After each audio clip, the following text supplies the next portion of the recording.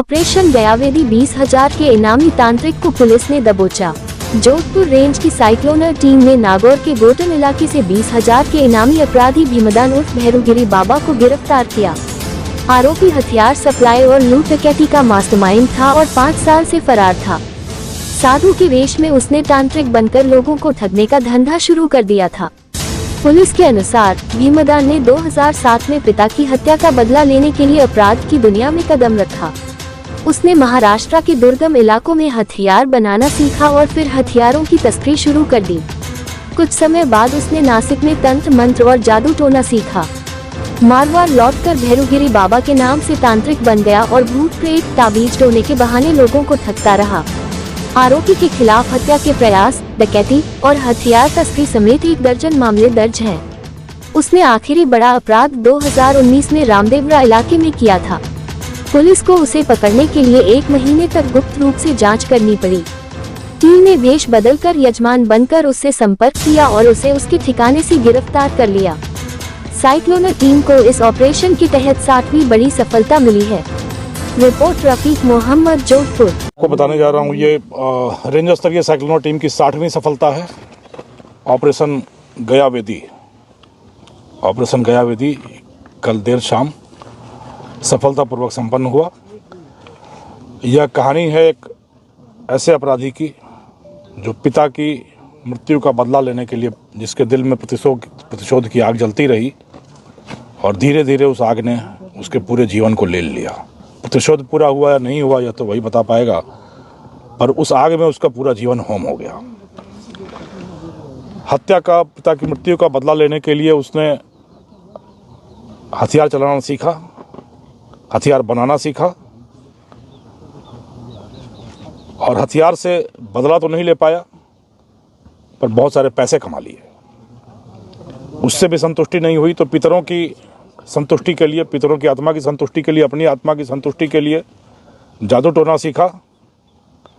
खुद के जीवन में शांति आई या नहीं आई ये तो नहीं मालूम, पर दूसरों को जीवन में शांति लाने के नाम पर बेवकूफ़ बनाने का धंधा चल निकला। यह कहानी है, जी हाँ, यह कहानी है भीमदान और भीमदान पुत्र श्री मोहनदान की, जो बीकानेर के दिशनोक इलाके का रहने वाला है।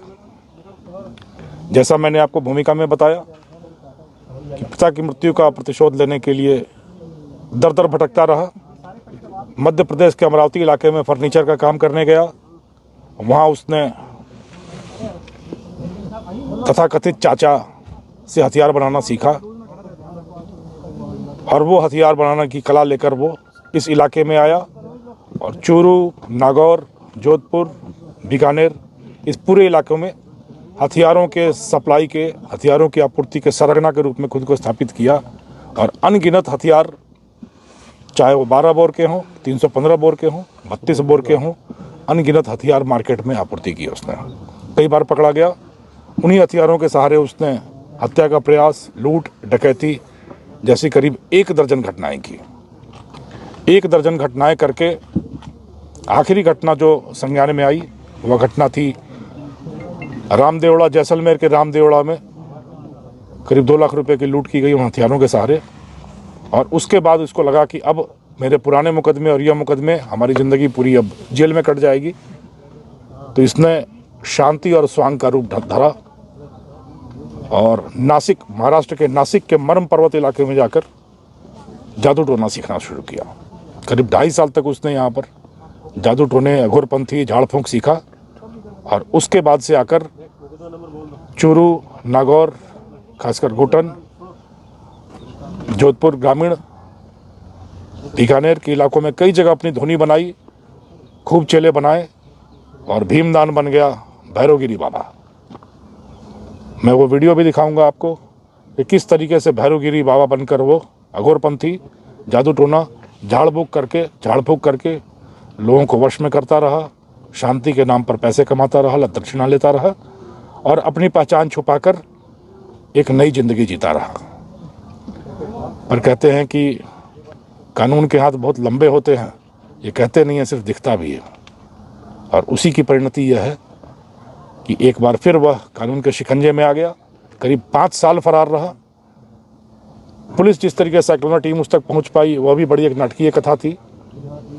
जो अपराधी बड़ा शातिर था, इसने मोबाइल यूज़ करना बंद कर रखा था, मोबाइल अपने पास रखना बंद कर रखा था। जो भी जजमान होते थे या उनके पास पहुंचता था, जजमानों के फ़ोन से ही जजमानों से ही फ़ोन कराता था और जो भी संपर्क सूत्र स्थापित करने होते थे स्थापित करता रहता था। काफ़ी समय से इसकी ढोनी गोटन इलाके में थी। इसकी सुगंध पाकर, यूँ कहिए गंध पाकर, साइक्लोनर टीम इसके पीछे काफ़ी समय से घूम रही थी। गोटन के एक जजमान के माध्यम से हमारी टीम ने भी अपने जीवन में कोई समस्याएं बताई और उन समस्याओं के निवारण के लिए बाबा की शरण में जाने की बात आई। तो बड़े गुप्त रूप से वह जजमान खारिया खंगार का इलाका जो है जोधपुर और नागौर के बॉर्डर का, वहाँ तक बाबा के ठिकाने तक हम लोगों को ले गया और बिल्कुल साधु वेश में बाबा यंत्र मंत्र तंत्र जंत्र सब लेकर अपने पास बैठे हुए थे। इसके पहले कि वो अपनी कला हम पर दिखाते, साइक्लोनर टीम ने अपनी कला उन पर लागू कर दी और वो पुलिस के शिकंजे में आ गए। आगे का जादू टोना अब कानून करेगा उनके ऊपर और मैं उम्मीद करता हूँ कि जो जीवन में जो शांति की तलाश कर रहे थे वह शांति उनको मिलेगी और जो बाकियों की ज़िंदगी में शांति का उन्होंने वशीकरण का मंत्र चला रखा था, उनकी गिरफ्तारी मात्र से कई सारे लोगों को जो उनसे पीड़ित हैं उनको शांति मिलेगी। सर, कितने जिलों का वो वांछित था, कितना इनाम उस पर घोषित था? इनाम जैसलमेर से रामदेवड़ा इलाके से उस पर करीब 20,000 का इनाम घोषित था, 20 या 25,000 का इनाम घोषित था। बाकी जिलों से वो चूरू में, बीकानेर में, इन जिलों में भी वांछित है। बाकी और क्रिमिनल रिकॉर्ड लिए जा रहे हैं। करीब 1 दर्जन मामले अभी तक संज्ञान में आ गए हैं और बाकी जगहों से रिकॉर्ड लिया जा रहा है। इन 3 जिलों से तो वांछित की सूची आ गई है, चूरू, बीकानेर और जैसलमेर।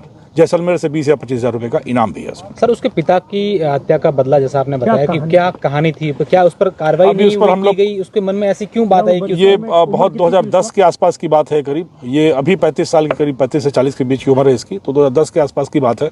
उस कहानी पर वो अभी चुप्पी साध रहा है कि क्या हुआ, कैसे हुआ, ज़्यादा विस्तार नहीं बता रहा। अभी पूछताछ में पूछेंगे, बट जो प्राइमा फेसी अपराध की दुनिया में, अपराध के दलदल में घुसने का जो प्रथम दृष्टया कारण वो बता रहा है, वो यही बता रहा है कि मृत्यु का प्रतिशोध लेने के लिए मैंने हथियार बनाना, हथियार चलाना सीखा और इस कला में महारत हासिल की, प्रावीण्य हासिल किया, पर लक्ष्य से भटककर उस हथियार का अपने पर्पस से यूज करने की बजाय लोगों के बीच में आपूर्ति करनी शुरू कर दी। कितनी प्रॉपर्टी वगैरह भी उसके नाम से, कुछ ऐसा कुछ भी बाबा के नाम पे उसने कितने पैसे कमाए? जो भीमदान है, इसका परिवार देशनोक मंदिर के पुजारी की श्रृंखला में भी है, तो कमाई का वो जरिया है, खेती है।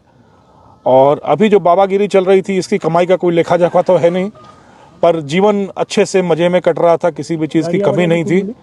गाड़ियों का भी कुछ धंधा करने की भी बात आई है कि मैं पुरानी गाड़ियां इधर से उधर कराता था। ये सब धंधे भी सामने आ रहे हैं, बहुमुखी धंधे हैं, पर अपनी पहचान बदलकर लोगों को और पुलिस को, दोनों की आंखों में धूल झोंकते हुए दोनों को अलग अलग तरीके से बेवकूफ़ बनाने की एक कवायद थी जो आखिर कारगर नहीं सिद्ध हुई और वो